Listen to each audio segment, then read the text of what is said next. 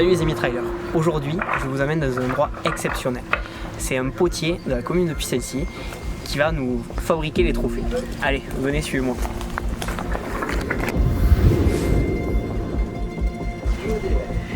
Ça y est, nous voilà arrivés. Bienvenue chez Quercy, notre ami céramiste et potier. Allez, je vais vous présenter. Salut Quercy. C'est Cédric. Je suis céramiste et potier. Alors forcément, ça veut dire travailler la terre.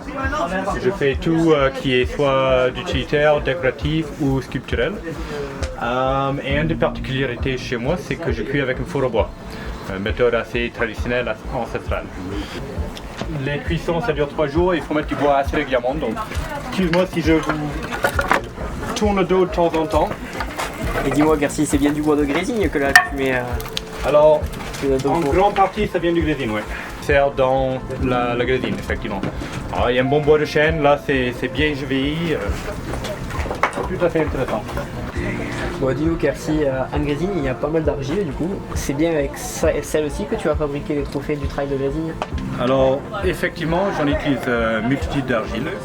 L'argile de Grésine a une particularité dans ces cuissons-là, où je peux l'utiliser en surface.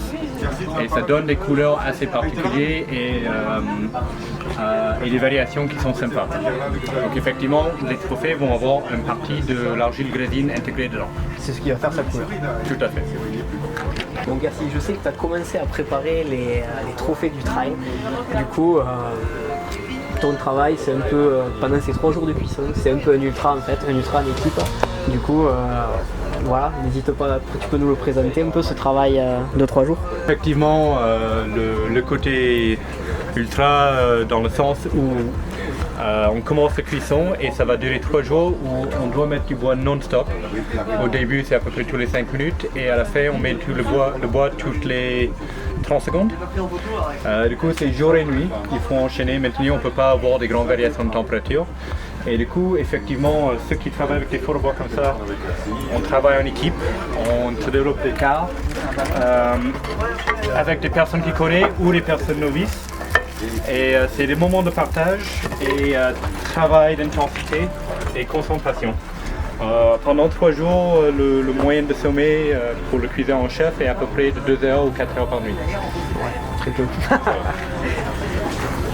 Ah ouais, c'est sûr que ça doit être vraiment fatigant. Aussi fatigant que, que nos courses sur la Grésine. Du coup, comment tu fais pour te ravitailler? Alors effectivement, ça fait les parallèles sont là où c'est un peu un marathon de mouvements, d'activités, d'intendance. Et puis à fur et à mesure ces 3 jours, on réalimente le site avec tout ce qu'il faut en nourriture, eau, thé, café, beaucoup de café. Et puis c'est toute une logique. Normalement en cuisson, il faut prévoir à peu près 3 semaines de travail de préparation, à laquelle je mettrai un peu le parallèle, si j'ose dire, entre les trailers qui tu démarres pas une course le matin sans avoir préparé avant. Il faut toujours être entraîné. Au final, ton travail, c'est comme nous, une course, soit une défaite, soit une victoire à l'arrivée, avec ton bébé qui sortira du four à la fin de tes 3 jours. Alors effectivement, c'est pire que ça pour nous. Par contre, on doit attendre à peu près une semaine avant qu'on peut sortir les caisses de four.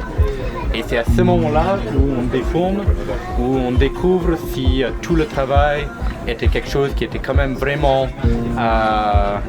c'est merveilleux, c'est tout ce qu'on imaginait. Au fait, on vous a pas dit à quoi ressemblaient les trophées?